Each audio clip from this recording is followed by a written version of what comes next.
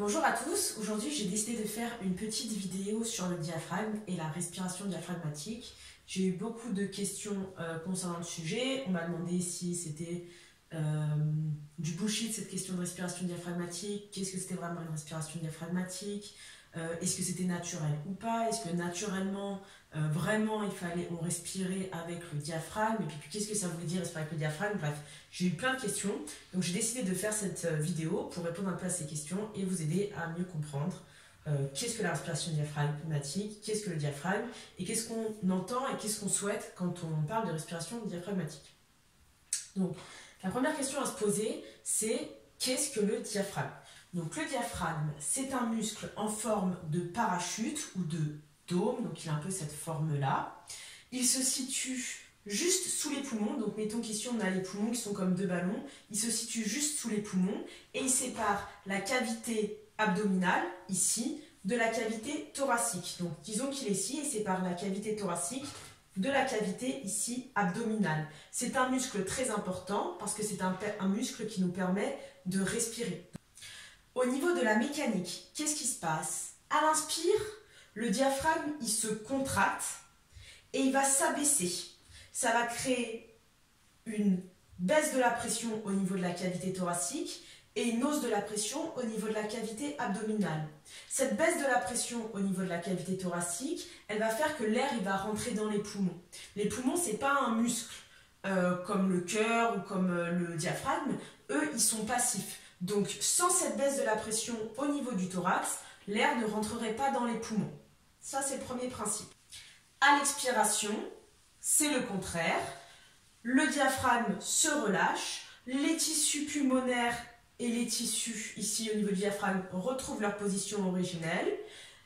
La pression s'inverse, on retrouve de la pression au niveau de la cavité thoracique et une diminution de la pression au niveau de la cavité abdominale. Et l'air, il est expiré. Ça, c'est le mécanisme de la respiration basique avec un diaphragme qui fonctionne comme il se doit. Pourtant, ce muscle qui est vital, il est dysfonctionnel chez beaucoup de personnes, chez 11% de la population, et chez les gens anxieux, on dit que c'est à peu près 80% des gens anxieux qui ont un diaphragme qui est dysfonctionnel, et c'est un muscle dont presque personne ne se soucie, alors que c'est un des seuls muscles indispensables, vital avec le cœur, puisqu'il nous permet quand même de répondre à une fonction vitale qui est la respiration. Au niveau anatomique, il y a plusieurs choses à savoir. Le muscle, il a de multiples insertions et c'est ce qui fait qu'il va avoir une action sur énormément de muscles dans le corps. Donc ces insertions, elles sont au niveau du sternum, au niveau du processus xiphoïde ici, au niveau de la partie basse de la cage thoracique, au niveau des vertèbres lombaires. Et il y a aussi un tendon central au milieu du muscle, mais bon, on ne va pas rentrer dans les détails. Et les fibres du muscle, donc les fibres du muscle, elles sont verticales. Ça veut dire que quand le muscle il se contracte, ce muscle qui a une forme de dôme, il s'aplatit. Donc en position relâchée, il est comme ça. Et quand on inspire, les fibres qui sont verticales se contractent, ce qui fait que le muscle du diaphragme s'aplatit. Et du coup, on a un rapprochement du tendon central et de la base de la cage thoracique. La question qui se pose ensuite, c'est qu'est-ce qu'une bonne respiration diaphragmatique? La première chose à faire, c'est de comprendre que respiration diaphragmatique, ça ne veut pas dire respiration ventrale. J'entends plein de gens qui pensent que quand on dit respirer par le ventre, c'est une respiration diaphragmatique. Non, c'est pas du tout la même chose. Il faut casser ce mythe. Respiration ventrale, ce n'est pas égal à respiration diaphragmatique. Pourquoi? Parce que dans une respiration ventrale, on a seulement une expansion de la cavité abdominale, de la zone abdominale dans le plan antérieur. C'est-à-dire qu'on va avoir un peu ce phénomène de femme enceinte. Le ventre il va gonfler vers l'avant ici, mais on ne va pas du tout avoir de mouvement à 360 degrés. Alors que sur une respiration diaphragmatique, on cherche à avoir une expansion de la région abdominale à 360 degrés. Ça veut dire devant, bien sûr, sur le plan antérieur au niveau du ventre, mais aussi sur les côtés au niveau des obliques et à l'arrière au niveau de la zone lombaire. Et ça, c'est permis grâce à une opposition des muscles abdominaux qui vont créer la fameuse pression intra-abdominale. Dans le cadre d'une respiration ventrale, on dit juste ventrale, où on a juste une expansion vers l'avant du ventre, mais où il ne se passe rien au niveau latéral et au niveau postérieur, on n'a pas d'opposition des muscles abdominaux et on n'a pas du coup cette fameuse pression intra-abdominale qui se crée. Donc, comprenez bien, respiration ventrale, ce n'est pas égal à respiration diaphragmatique. Du coup, on peut se poser la question, qu'est-ce qu'une bonne respiration diaphragmatique? Une bonne respiration diaphragmatique, c'est une respiration où on va avoir tous les muscles du cou, ici les trapèzes qui vont être relâchés. Une respiration où on va avoir cette fameuse expansion à 360 degrés au niveau de la région abdominale, les obliques, les lombaires, où on va avoir un mouvement en deux temps. D'abord une expansion de la région abdominale, puis une expansion de la région thoracique, mais pas une élévation. Il faut faire la différence entre élévation, c'est ce qu'on ne peut pas voir, et une expansion latérale. Donc ça va être en deux temps. D'abord le ventre, ensuite légèrement un peu la poitrine. Ça va être une respiration qui va être plutôt lente. Donc en termes de cycle respiratoire, on a une moyenne, on va dire, entre 8 à 14 cycles respiratoires. Ça varie, on va dire une dizaine, en sachant qu'un cycle respiratoire, c'est une inspire plus une expire. Donc on va respirer environ 10 fois par minute. Et globalement, au niveau du tempo, on va avoir une expiration qui est plus lente que l'inspiration. Donc on a deux gros protocoles, on va dire.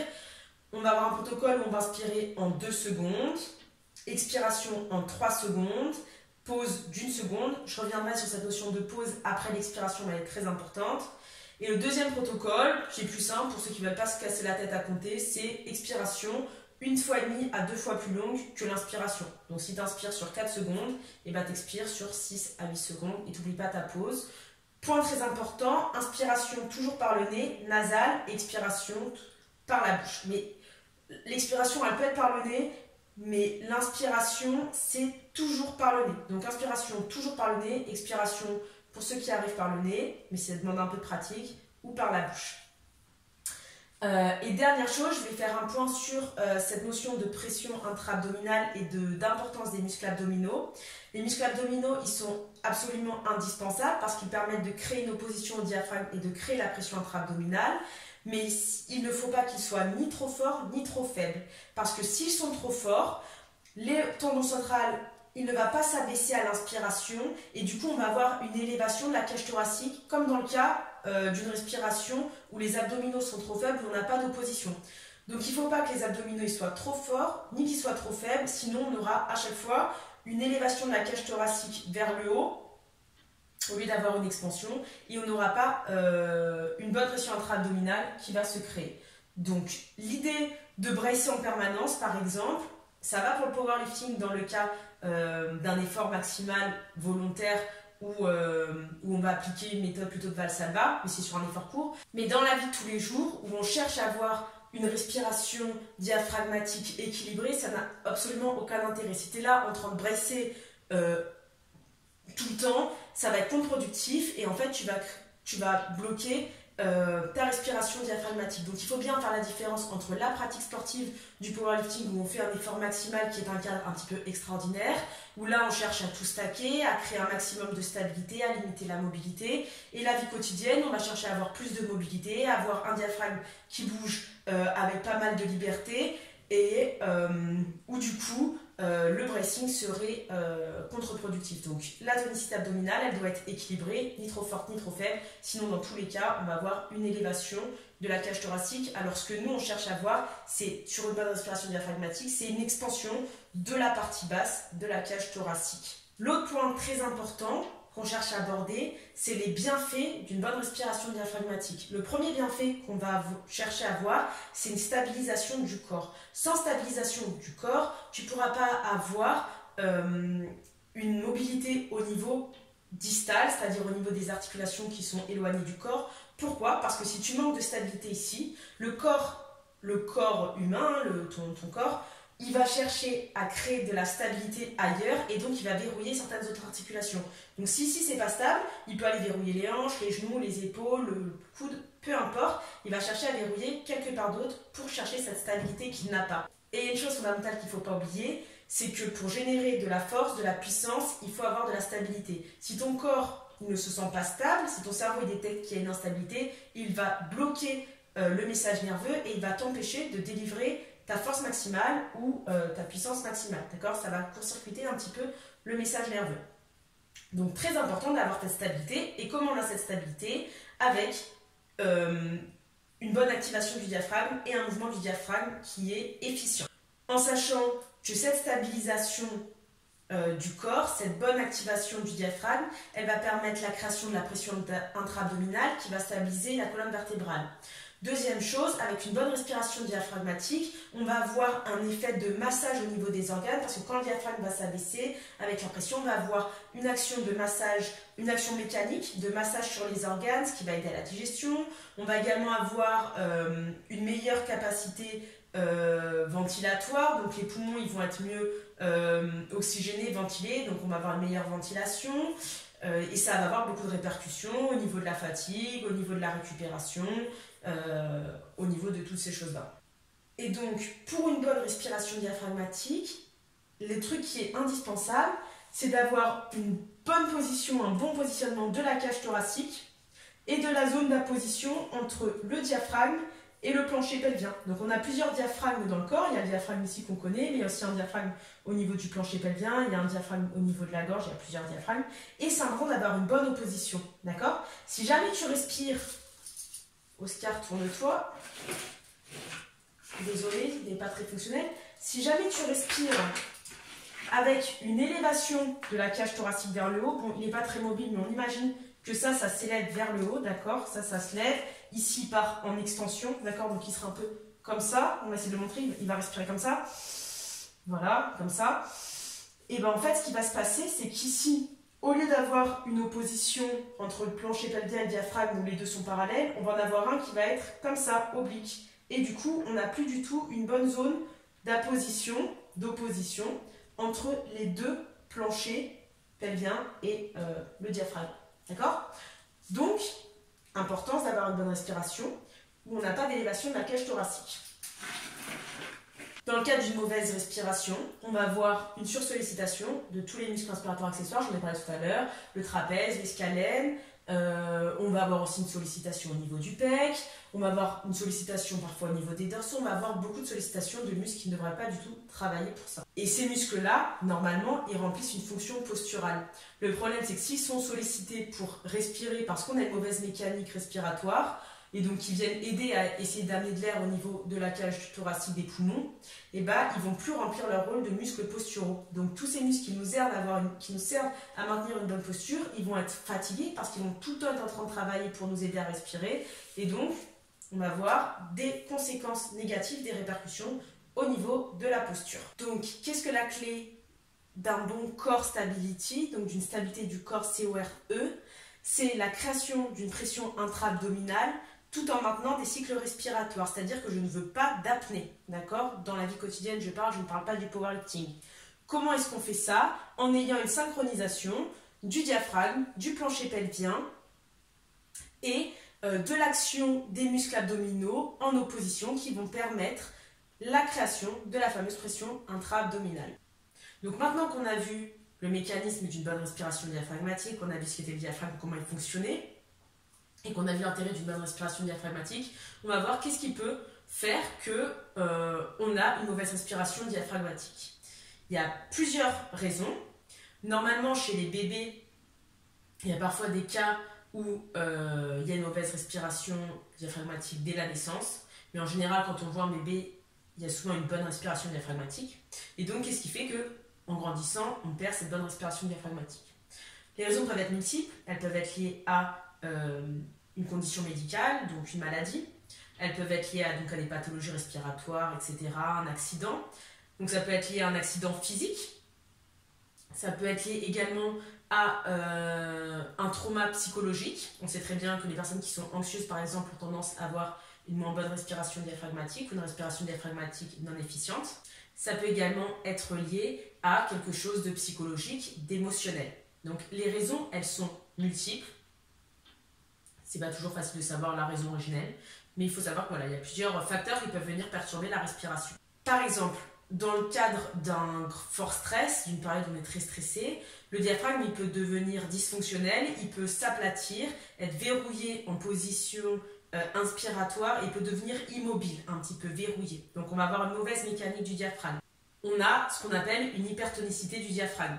Donc on peut aussi avoir un trouble dans le développement de l'enfance, on va avoir un développement dans l'enfance qui va créer un mauvais développement du système stabilisateur qui va avoir des répercussions. On va avoir par exemple un flair des côtes, donc les côtes qui vont partir en élévation, on peut avoir une mauvaise activation des obliques, on peut avoir une diastase abdominale, tous ces facteurs qui vont venir perturber la bonne activation du diaphragme. Donc au niveau médical, on peut également avoir une mauvaise coordination du diaphragme et du transverse, on peut avoir une pathologie cardiaque, on peut avoir des troubles respiratoires, on peut avoir également une hyperinflation chronique. Voilà, il y a pas mal de troubles au niveau médical qui peuvent affecter la bonne respiration diaphragmatique. Et donc, quelles sont les conséquences? Les conséquences, ça va être qu'on va avoir un pattern de flexion. Je m'explique. On va avoir une perte d'extension des hanches, une moins bonne activation des fessiers et des dorsaux qui vont devenir très tendus. On va avoir des pecs qui vont être facilités et on va avoir une augmentation des risques de blessures au niveau de ce qu'on appelle la coque des rotateurs. On peut avoir des douleurs au cou, des migraines, et on peut avoir de grosses tensions au niveau des trapèzes, qui vont se répercuter par une faiblesse des trappes moyens et des trappes inférieures. Alors que normalement, cette tension, elle devrait être dans la paroi abdominale. Donc on a un déplacement de la tension de la paroi abdominale vers les trappes supérieures et il y a plein de compensations en série qui se produisent. On va également avoir une altération des lignes faciales, des tensions au niveau des psoas et au niveau de toute la chaîne musculaire de flexion. On va avoir une perte de stabilisation et de la pression intra-abdominale. Et on va avoir une perte de mobilité au niveau de la T-spine, de la colonne thoracique, et une augmentation de mouvement au niveau de la région thoracolombaire. Donc je vais vous montrer ça ici. Tac, tac, tac. Oscar, sois sympa et tourne. Donc, on va avoir une perte de la mobilité de cette région, parce qu'on va être en flexion. Et on va avoir une augmentation de la mobilité au niveau de la région thoracolombaire. Donc c'est la région qui fait la jonction entre la partie du thorax et la partie lombaire, cette région thoracolombaire qu'on appelle, où il y a beaucoup de nerfs qui passent par ici. Donc on va avoir beaucoup de mobilité ici. Et ça a des grosses répercussions, puisque à cette zone-là sont connectés les dorsaux, sont connectés les fessiers. On a plein de choses qui sont connectées ici. Et enfin, on a également une perte de mobilité au niveau de la cage thoracique, qui va se répercuter au niveau des épaules et on peut avoir des syndromes d'impingement, donc de pincement un petit peu au niveau des épaules.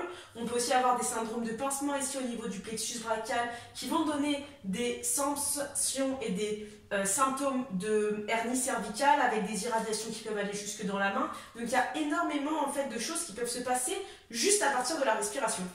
Et évidemment, pour les coureurs, il peut y avoir des répercussions du coup sur l'endurance cardiovasculaire. Donc pour résumer de manière très simple, une mauvaise respiration se traduit par une perte de stabilité au niveau du corps, au niveau de cette zone-là, qui va se répercuter par une augmentation de la tightness, de la restriction pour essayer de créer de la stabilité au niveau des parties distales. Donc tout ce qui va être articulation, les épaules, les coudes, les poignets, les genoux, les hanches, les chevilles et le cou éventuellement. Tout ça à partir juste d'une mauvaise respiration. Pourquoi? Parce que la stabilité, c'est à la base de la puissance et du développement de force. On ne développe pas de force sans stabilité. Donc le corps humain, c'est ORPS, il va tout faire pour essayer de se sécuriser, pour essayer d'être stable. S'il n'est pas stable, il ne se sent pas en sécurité, donc il va tout faire pour essayer de se sentir en sécurité, ce qui passe par augmenter sa stabilité à tous les coups. Et si ça doit passer par verrouiller une épaule, verrouiller un coude, verrouiller un poignet, une hanche, il le fera.